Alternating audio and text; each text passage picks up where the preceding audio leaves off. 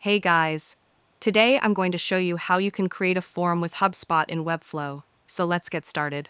If you're using HubSpot for marketing and lead management, integrating its forms into Webflow is a great way to capture leads directly on your site and send them straight to your HubSpot CRM. Here's how you can easily set it up step by step. First, log into your HubSpot account and navigate to the Marketing Lead Capture Forms section.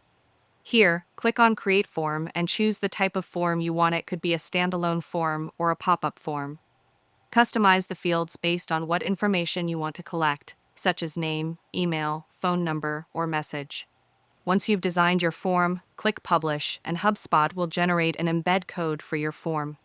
Copy that embed code. Now, go to your Webflow project, open the page where you want the form to appear, and drag in an embed element from the Add panel. Paste the HubSpot embed code inside the embed block, and then click Save and Close. After embedding, publish your Webflow site to see your HubSpot form live. All submissions made through that form will automatically be sent to your HubSpot CRM, where you can manage, track, and follow up with leads easily. This simple integration gives you the power of HubSpot's automation tools right inside your Webflow website, no extra plugins or complex setups required. And that's it.